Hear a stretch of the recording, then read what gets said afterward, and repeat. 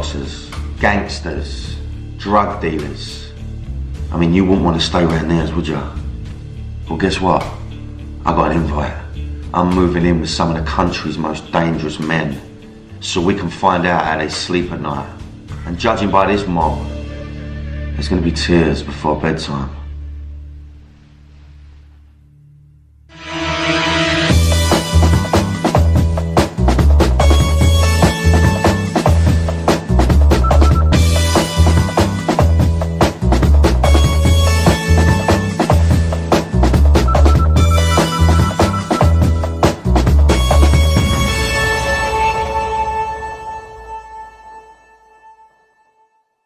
Britain is pissed and it's staggering about looking for a fight.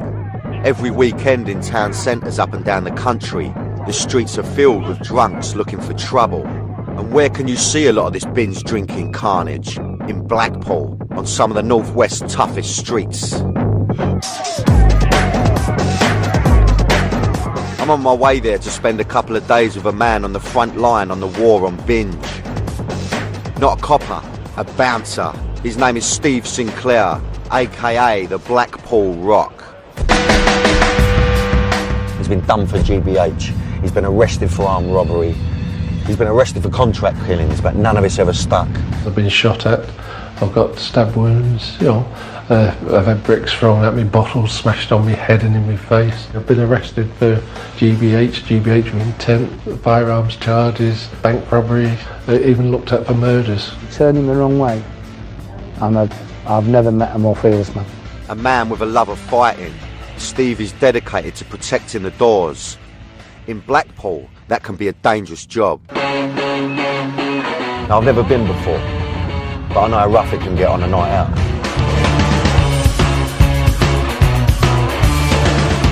What makes someone do it? What makes a man stand there and be a target for a group of drunken lads on a night out? You know, it's a dangerous game. I'm going to be living and breathing the life of one of Blackpool's most notorious faces, and to really get an idea of what it's like to be in his shoes, I'm going to be working the doors with him. Not acting, certainly not for fun, for real.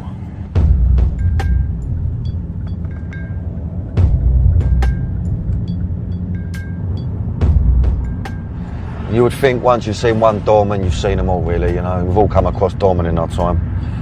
We've all had some sort of spat with a doorman, so, you know, I'll be honest with you, I'm not a big fan of doorman, that's all. I'm hoping this kid's going to have something else about him. But like I said, you never fucking know. We're meeting on the Golden Mile. It's very different to what I was expecting. It's quiet and a little unnerving. Maybe everyone's still in bed. It's always weird, these seaside towns as well, when it's off season, you know, when it's just the calm before the storm, I suppose, because there's nothing worse than fairground rides and candy floss machines. And no one's here, no one's on them. It's just depressing, you know what I mean? Even the seagulls look like they've got a fucking hump.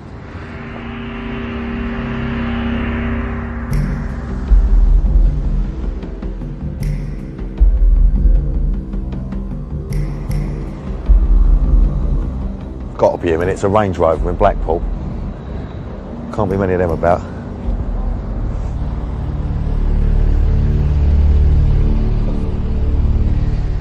Steve. Hiya, mate. How are you?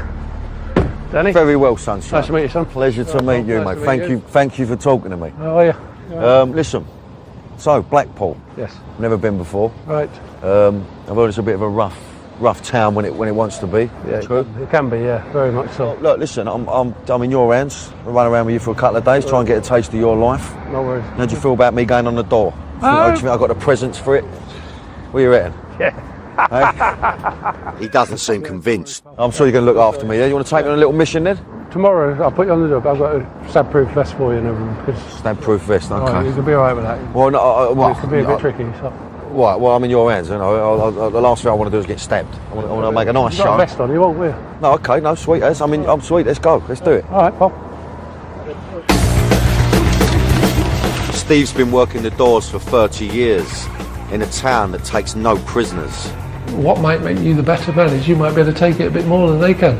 For a big man, very fast. and got a hell of a punch.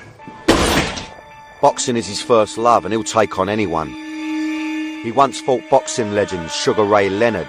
This guy is a force to be reckoned with. When he wants to go, there's not a man that I'd put against him.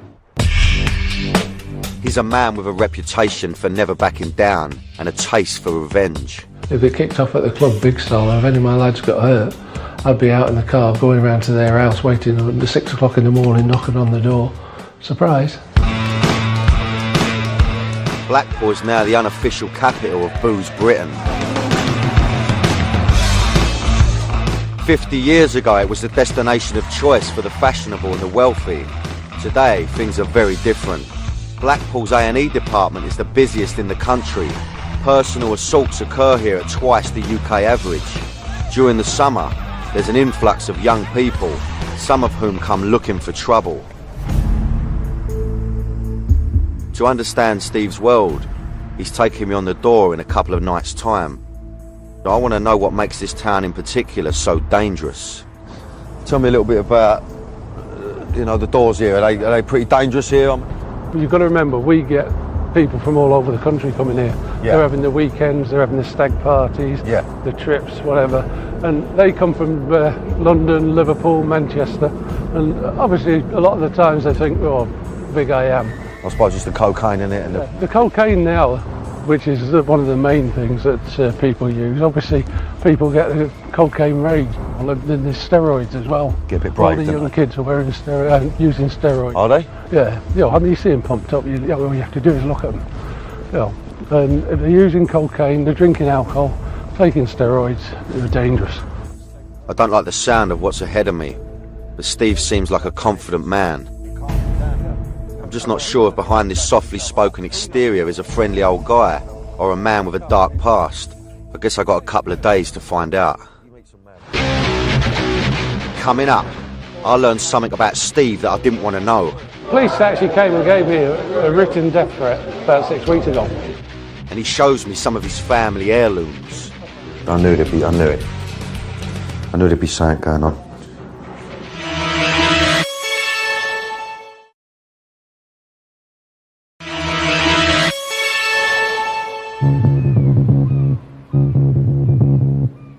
I'm in Blackpool, the capital of booze Britain, with Steve Sinclair, one of Britain's toughest bouncers. I'm living with him for the next few days to try and get under his skin. I know that Blackpool likes a drunken tear-up, and Steve's told me that the young people here are not only pissed, but also on a cocktail of drugs. If they're using cocaine, they're drinking alcohol, taking steroids, they're dangerous. Steve's taking me to town so I can get to know him better. The first thing I want to find out from him is what it takes to be a modern doorman. And from what he tells me, it's clear that Steve likes to get involved in more than just door work. A few years ago, we had trouble with Middleton lot from Manchester. Middleton is one of the most deprived areas in Manchester, where drug dealing and organised crime is a major problem. And Blackpool is a hub for the gangs from the northwest to come and do business. You're talking 60 to 100, crew. All up for it. All carrying knives, machetes, things like that. Yeah. One of my pals, Sharpie, he gave one of them a slap, stopped them dealing in the club. And the next weekend, they all turned up, didn't they? So. Oh, okay.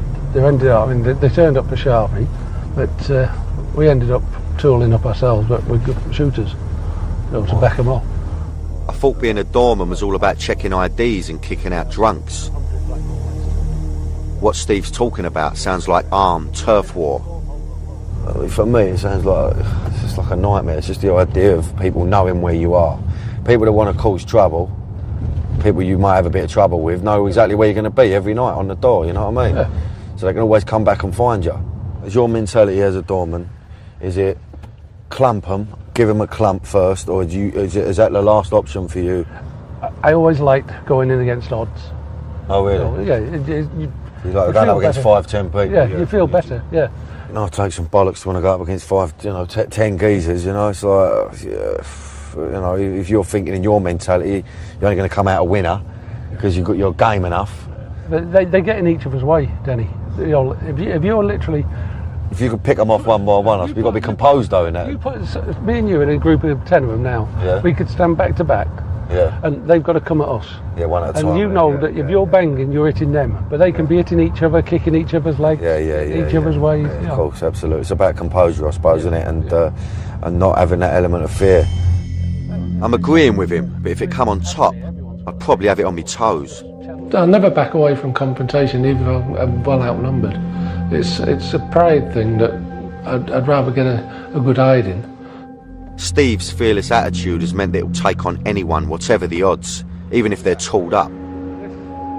So it's no surprise that he's had the odd close call. One night on the door, he took on 20 boys from Preston, a fight that almost sent him to an early grave. I've got here and I've just started feeling all weak and dizzy, and I've looked down and my leg was red. So when I pulled my jacket back, it's come from there, and that's... Let's have a look. You see the puncture wound? So it was just, I mean, you can't really remember, but it was just obviously a little slippery bump. Never felt it, never even felt it. Got to the hospital, there's a queue. So I'm stood in the queue like that. I've got my elbow tucked in, holding, and waited 5-10 minutes. I've got to the front, and then she said, "What's the problem?" I said, "I've been stabbed." I said, "Where?" I've gone like that, and blood spurted out onto her desk. And she started screaming. Anyway, they reckon I'd lost about 3 to 4 pints. Okay, what's your initial reaction to that? Is it anger, or is it a bit like, right, I've had a let off, because it could have been a lot worse? I went, but you can't wait to get back out on the door? Is that what it is? No, 2 weeks later, I was in hospital for 9 days. 2 weeks later, I was back on the door. You couldn't wait to get back on the door, yeah? You have to prove something to yourself. Steve tells some scary stories, but he seems like a nice bloke. He even looks a bit cuddly. I guess appearances can be deceptive. I really do feel that you could think that you could get one over on him, and I think that would be a big mistake. That's just from my initial reaction. And I'm sure I'm going to learn a lot more about him, and I'm sure there is a bit of a vicious side to him. But initial reaction's a bit of a shock, really. It's sort of like your dad way about him, but a bit of a naughty dad. Steve comes from a criminal background.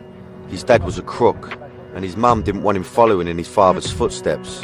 Well, I was born in just outside Manchester, Ashton-under-Lyne. My dad was in jail for a lot because he was, like ex-villain. Well, he was a villain, in Manchester.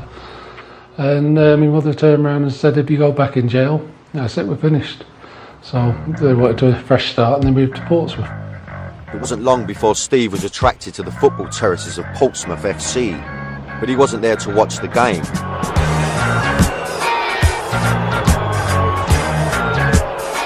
I mean, it's something that never interested me, actually, football, But I got him a group of lads, my pals, and we'd go to the match and it'd kick off. And at the end of the match, I still wouldn't know who'd won. They were the Emsworth boys, and Steve was gaining a reputation as a fearless fighter.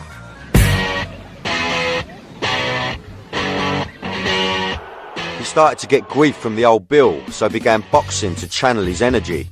Started looking at boxing because I was getting in trouble in street fighting, and my dad turned around to me and he said, "You're either going to end up in trouble, banged up," and because that's what he'd done in his past. So he talked me into it. With little work around the south coast, Steve ended up joining the crew of the QE2 as a waiter, where he travelled the world, honing his fighting skills below deck. When he returned, he moved to Blackpool, where he was an outsider and began to make a name for himself. I started working doors to obviously make friends, get to know people a bit easier. A few incidents happened, the police came, and I'd get arrested, get off, get out, and that's how it started. It doesn't matter who or how many there are, you'd rather go to the floor and be battered than back down. We're off to Steve's local to meet a couple of his mates where I want to find out more about him. But as we head over there, we get word that there's been some trouble. The pubs have just actually been turned over by a load of armed police. So obviously nothing to do with us, so we're all right there. Well, thank fuck for that. They were looking for somebody else who drinks in there, and he's not there, so they've gone. All right, okay. Unless they're after your autograph, of course, but we'll see. I'd rather they nick me, to be honest with you, than giving old Bill autographs. Armed police looking for a regular. Lovely. Christ knows what this place is going to be like.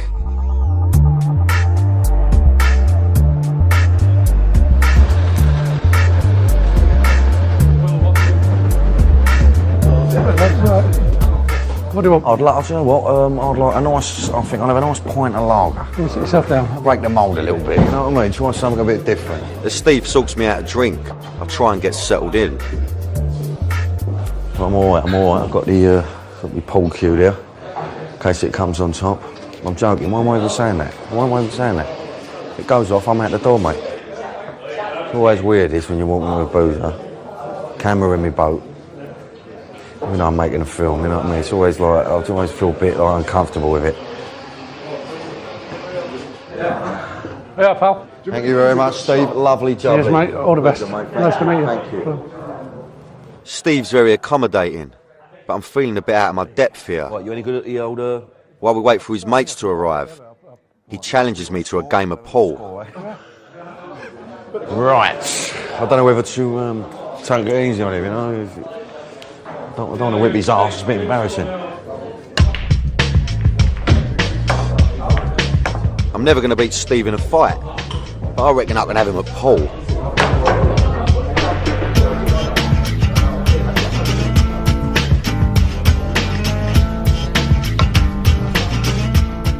I feel like every eye in the pub is on me. I think the word's out that I'm in town, and it's putting me off my game. Typical bouncer. He won't let it slide.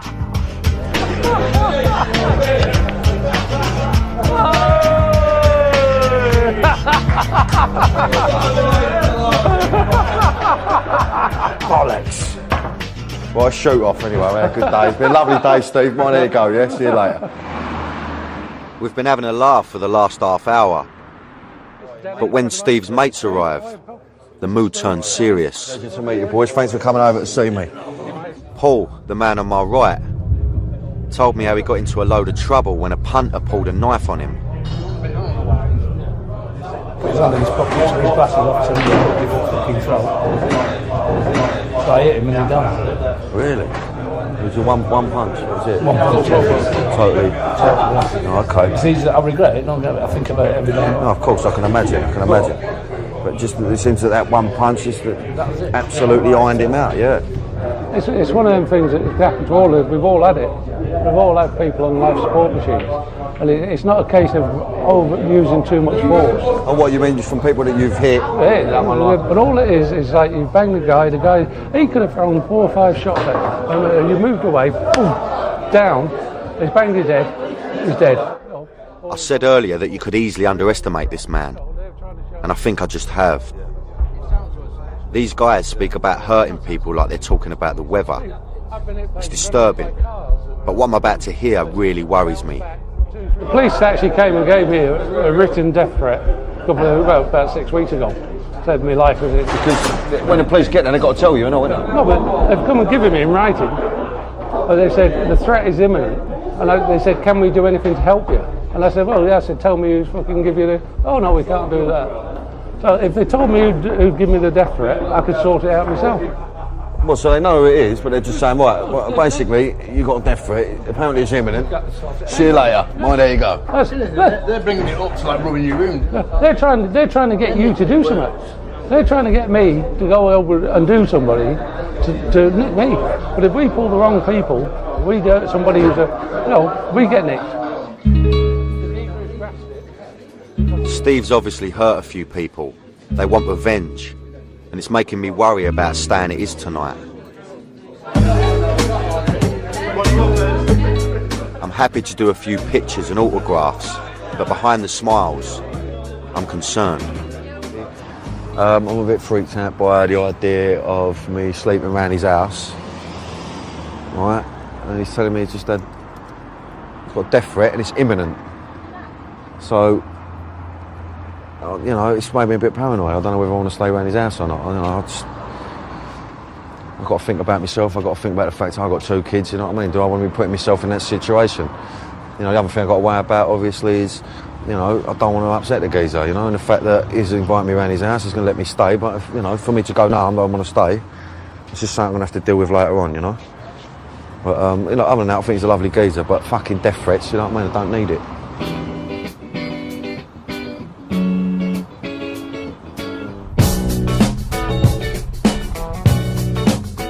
Death threats aside, I'm keen to get to Steve's house and meet the family. I just hope they're not as intimidating as the guys I met in the pub. This is my humble abode, so... Nice little plot. It's a nice area though, because it's interesting that you're just a couple of minutes down the road, you're away from all the nuttiness, aren't you? Yeah. When I step into Steve's house, I'm introduced to the family. Christy, his youngest, Kelly, the eldest, and Tani, his wife of 27 years. This is definitely not what I was expecting. Once I've met everyone, Steve goes to get changed, and I have a chat with his girls. I want to know who the real Steve Sinclair is. But his first attitude isn't to slap somebody straight. No. You know, he'll talk it and everything, and they just go like a bit too far. Of course she's going to say that. She's his wife. And what's it like for you two with boyfriends? Basically, they just find out you're Sinclair's daughter, they're like either do a runner or really? A bit scared. So he's got that reputation. Telling you that introduce you to the friends is instead of saying, oh, this is my girlfriend Kelly, or this is my girlfriend Christy, it's, oh, this is my girlfriend Steve Sinclair's daughter. Oh, okay, gone for the casual look. After a brief chat, Steve's back, and he takes me to see where I'll be spending the night. Oh, it's lovely. That's what it's like. It's very, very cottagey, Steve. Yeah, well, I mean, again, it's... Right, cottagey, you know? The woman's touch, isn't it? Oh. Yeah, well, definitely. Nice view of it. Actually, no Yorkies, not a Yorkie in sight. Yeah, hold on, what's that? Oh, look. Oh, no, yeah. I knew there'd be one. I knew there'd be one knocking about. There had to be one. If I play up later, I'll end up in that cupboard, I suppose, will I? Yeah, it's one of the... I'm a strong believer in the woman runs the home. She has it as she likes it. Steve's old school. You wouldn't catch him doing the ironing, but he's still house proud. Who's this? Just a random picture? Random picture, yeah. Another Yorkie in here, I know. It's another Yorkie. Everywhere you turn, Yorkies, look. I like the art you've got going on. Yeah, I mean, he's dead now, the artist. I'm loving all this. Friend of ours. He was good. What's his name? Lawrence? Larry Rushton. Larry Rushton. Brilliant, isn't he? Steve's got a few old things, but not the kind of stuff you'll see on the Antiques Roadshow. It just pulls out like... Yeah, I knew it. I knew there'd be something going on. That's a lovely little stick you got there. Just a little boy. You have to slot it in properly. I know how to slot things in, Steve. I know how to slot things in. Then somebody comes calling. Oh, okay, so you keep that at the door, just in case. Yeah. If anyone comes knocking, I knock back. Well, they won't be knocking again, will they? No. Well, they certainly won't be knocking with their fucking hands. Okay. Steve's place is a cosy family home, but that hammer by the door really brings back to me his other life outside the house. So far, it's been a strange day for me. As we sit down for dinner, I'm thinking about all I've seen and heard. The beatings, the stabbing, the death threat, the hammer. I'm trying to put on a brave face. Everyone around the table is relaxed, except me. Coming up, I discover how Steve's reputation brought violence to his front door. There's a geezer there. On his own? Yeah, on his own. And I transform myself into Danny the doorman.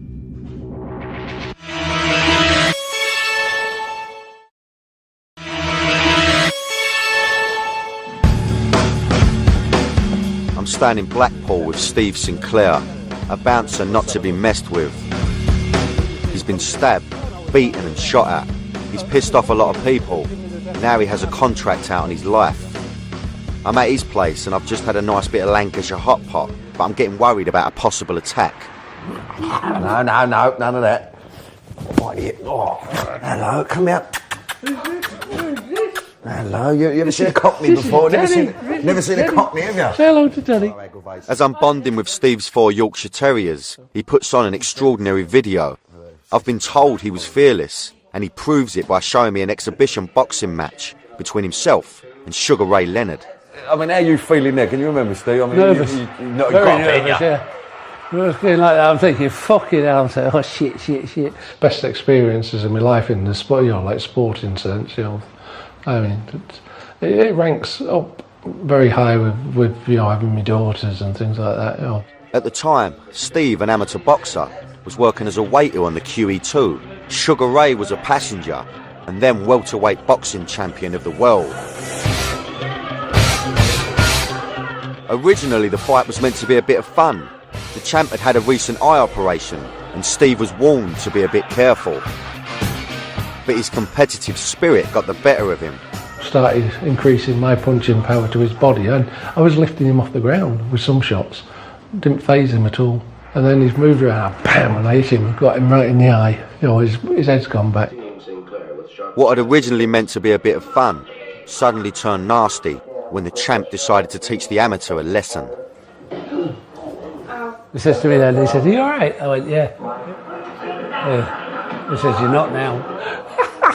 3 shots, same place. Yeah. He said, "You're all right?" You went, "Yeah." And then he, fucking hell, what a liberty. How was that shot, Steve? Can you remember the feel at the force of that shot? Every time I watch it, I feel it. Just took my breath away completely. They're lifting me up here. They're saying to me, "Breathe, breathe." I said, "I'm trying." Proper punch to the rib. No, it's horrible, isn't it? Well, listen, what's his number? I'll make the call. I'll make the call. Steve is willing to take on anyone, but I wonder, is this fearlessness or recklessness? Could this have led to his death threat? And this threat became very real a few weeks ago when someone tried to kick his door in the middle of the night.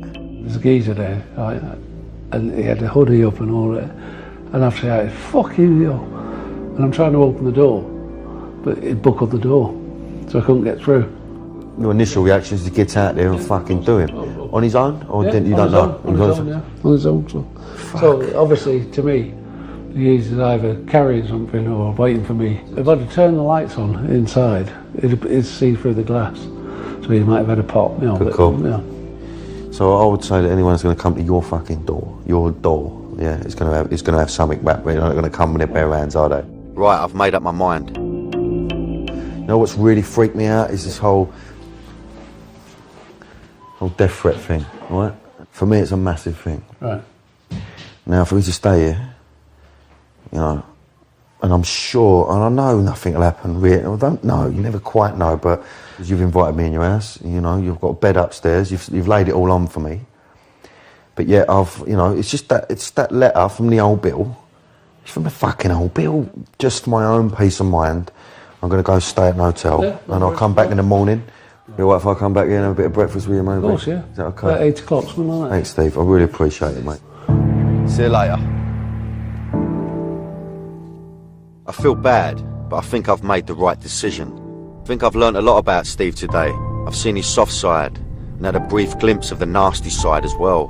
But the contract on his life has freaked me out. I know it's unlikely anything's going to happen, but it might. And I'm not prepared to take the risk. I'm very glad to be heading to a hotel. It's not my death threat at the end of the day, it's his death threat.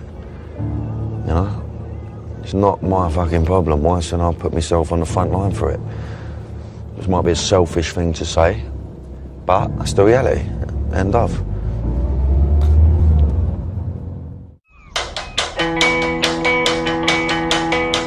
It's the next morning, and I'm going on the door tonight with Steve to see how he operates and why he does it.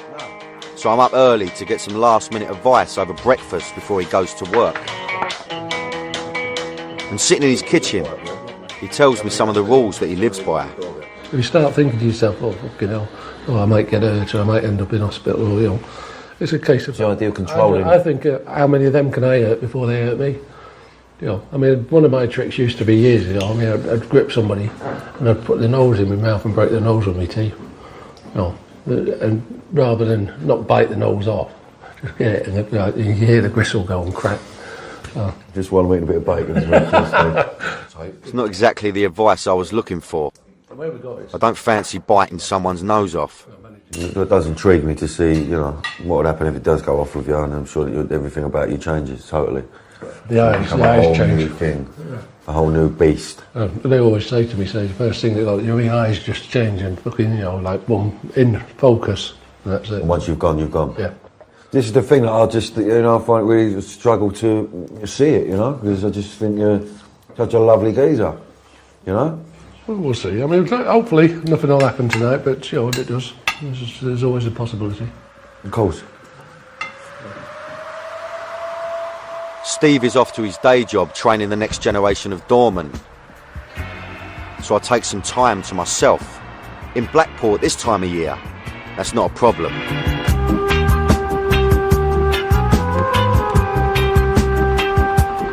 Now I need to focus.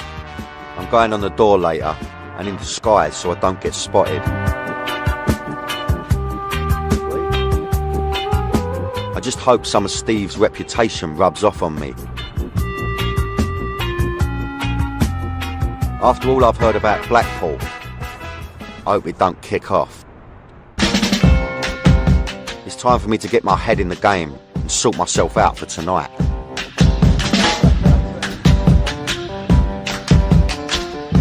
I like the whistle. Now I've got the suit, I'm heading back to Steve's to get into makeup and finish off my doorman look.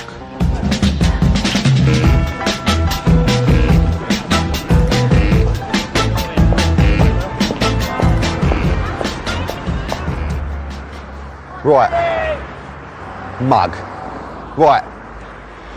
Been waiting around all day. Tension's building now. Just want to get on the door and I want to experience it. So, you know, the time's come for me to start getting into my disguise. I've been told it's going to take a couple of hours. I just hope this works. If I'm spotted tonight, I won't be able to work the door and see Steve in action.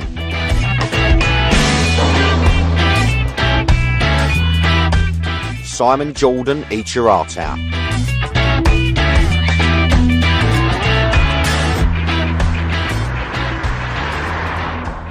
You would never think it's me, but I'm meant to be a doorman.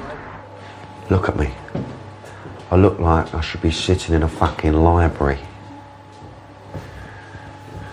I actually look quite clever, I like that. I look like one brainy fucker. I look like someone who's...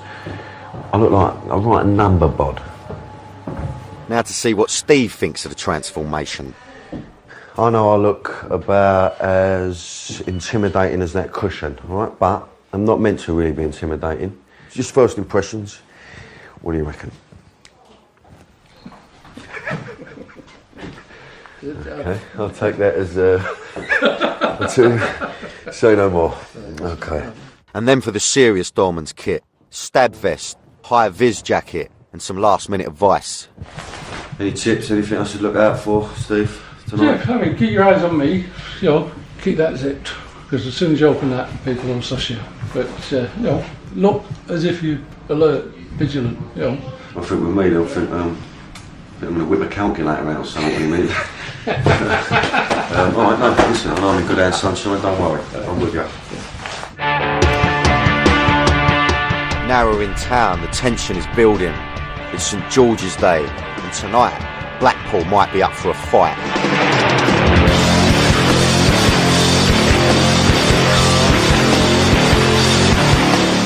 It's Thursday night. I mean, I would have thought that the nightlife's pretty lively here anyway, but what sort of crowd are we expecting tonight, you think? Stag parties out, or even your work dues or anything, so. Yep, you never quite know, do you? No. You never know, do you, Steve? I suppose that's what it is. And that's what I'm worried about. Tonight, anything could happen. But before I hit the door, I want to see if this disguise is going to work. I've just got to the first place. This is the sort of the test. See if anyone recognises me before we go into the club. So I'm hoping this is going to work without the glasses. I'm just going to keep my fucking mouth shut, keep my head down and walk in the gaff. After my pool game and meeting all the fans yesterday in the pub, I just hope I haven't blown it. I'm meant to be undercover, but in this luminous gear, I'm not feeling very inconspicuous. Shit, I've been recognised, bollocks. Time for a rethink. Fuck. Shit, it's not working. Really don't know what to do. I need another test, really. I don't know whether because I walked in with the cameras that's made it a bit obvious. I don't know. I just don't want to wear these, but I think I'm going to have to. I mean, I just feel like a twat, mate. Let's try and put these on. Do you know what I mean? I'm a fucking idiot. I think I'm going to have to try them on. I think my worst nightmare is people recognise me, and I don't want that, you know. I think I might just try and walk in a kebab shop, chip shop.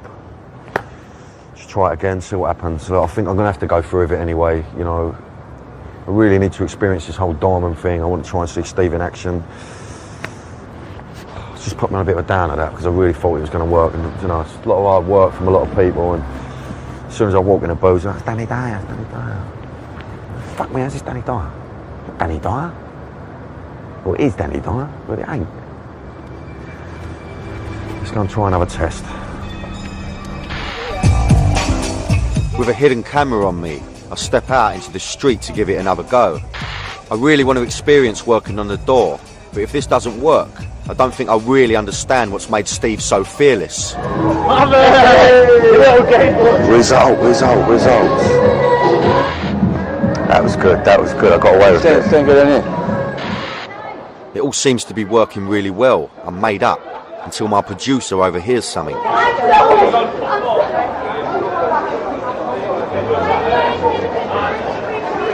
You hear that? What? One of the guys going to be in the syndicate tonight. Did you not hear that? No. Now it's obvious that everyone in town knows where I'm going to be tonight, and I can hear people talking about me. He's been in...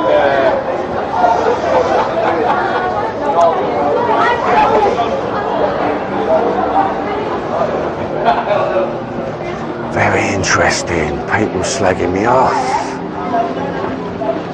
Very strange. I felt angry. I'm glad to be back in the car with Steve. I walked down that alley.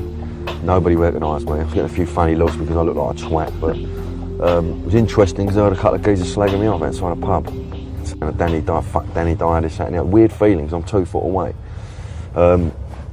So now we're going to move on now, and we're going to go to the club now. Now, I also walked past a few birds who were going, I think Danny Dyer's down the syndicate tonight, which freaked me out because I thought, okay, word's got out. But they're not going to be expecting me to be like this, I'm hoping, you know what I mean? So, Coming up, I head out onto the door with Steve and find out what it's like to be on the front line.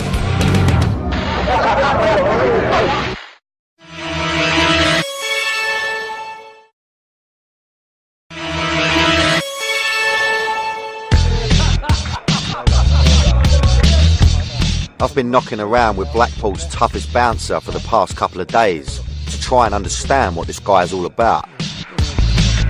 I'm in disguise so I can spend the night on the doors of one of Blackpool's busiest clubs to experience what it's like being a bouncer.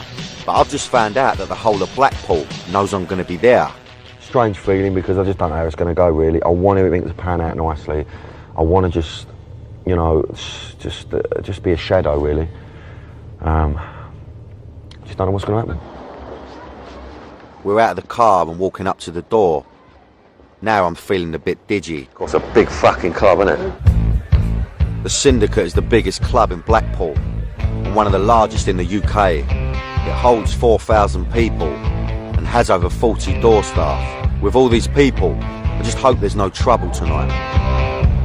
As I head through the cordon, the other doormen don't bat an eyelid. How are you, lads? All right, so you're good man, yeah? I'm relieved. It means I can just concentrate on the job.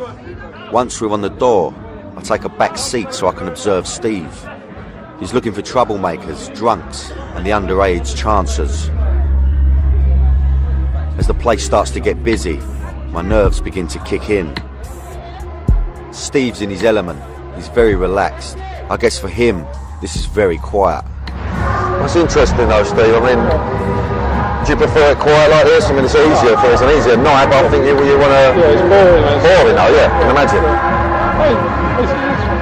Obviously, when you've got nice people coming in, it's great evening. When you've got dickheads after dickheads, it can get to you a bit. Sometimes you get nights where you have an hour just dickheads coming through the door, just like, oh, it's one of them nights, is it? If we can weed out the dickheads, as he puts it, then everyone inside will have a good night. If you're looking after the club, that's what the idea should be. You're looking after the people. You know, if I'm looking after you and somebody comes and twats you and I haven't done my job properly, you know, they've caused a problem for me, so I'll go and cause a problem for them. How many are you expecting in tonight, lad? Hello, I'm John. I reckon we're around about 12. Steve then pushes me into facing the punters, checking their IDs. This is the front line. If I refuse someone, I imagine it could escalate rather quickly, especially with this mob. Good looking boy. Thank you. So far it's all working well, and the confidence of the other bouncers is helping me along. Got my haircuts and so. Yeah. When did you get it? It's getting busier, and there are some lads at the back that might have spotted me. I think it's going to come on top here. I just think I'm going to get clocked to see what happens. I was right, and there's 4 of them. Here's a picture here. You've been caught out, mate. You've been caught out. They surround me. Thankfully they're armed with cameras and not bottles. You don't get a picture if you know. I mean, that was nothing. It wasn't even a scuffle. What if those lads had fancied a tear-up? You're a target out here, and the violence can come from anywhere. The worst time, closing time, when they're all kicking out on the streets. And they're all fucked. They'll get a bit brave, and someone's been looking at someone's bird, and someone get... But then I suppose it's not your job then, is it? You just got to stand there, and everything else, obviously, being a gentleman, if it does come on top, you've done it before, you'll get involved. But actually, you've got to let them do it, haven't you? You can't fight every battle in Blackpool, mate. At the end of the night, you don't want to be getting locked up or, you know, it's over as far as you're concerned. Of course. Standing here at the front of the club, I feel exposed. If someone's looking to cause trouble, they know where to find you. A problem Steve knows all too well. The modern doorman is still a target. I mean, a group of kids will get together, let's go to so-and-so and do the doorman. You know, because it's a good night out. I think the strange thing is for Steve is he prefers it busy, he prefers that element of danger, he can't stand it when it's quiet. Speaking to a couple of the other bouncers as well, they're the same, they don't like it quiet, it's boring. They want that element of, it's going to kick off any minute, which surprises me, because I would think it's easy dozy to just stand there and do fuck all. It's been a good night, and I've learned a little of what it takes to be a doorman. Fearlessness, confidence, qualities Steve has in abundance. I'd like to think I've done a good job, Steve. Did I do a good job, sweetheart? If I was still grafting the doors myself, if you came to beat it, any chance? Just about the hair doing that hat, though. Yeah, I'd have you. I think, you know what, I enjoyed spending time with you, Steve. I think you're a fascinating person. I think what's fascinating about you is that I think you could be easily underestimated just because of your manner, the way you are. You've got a face. You're quite an approachable person, and I think that's where people come unstuck with you. I think that I think you made the point about, you know, you've got to be nice first. Be nice first. You know, keep something back. I've had a small glimpse of Steve's life. It's an interesting but dangerous one. I came here with a preconceived view on bouncers. I thought they were just thugs who stopped you enjoying yourself. What I've learned is if you've had a good night out, it's because the doormen have done a good job. I never got a chance to see how Steve deals with trouble, which I wish I could have seen. He's a gentleman, but he leaves me in no doubt that he can turn it on when he wants to. Your family comes first, always have. You know, but I still like to enjoy myself, have a nice time. I'd like to go on holidays, I like to drive a nice car, so, you know, but as it is at the moment, I'm doing it all legally. But, you know, still got the balaclava.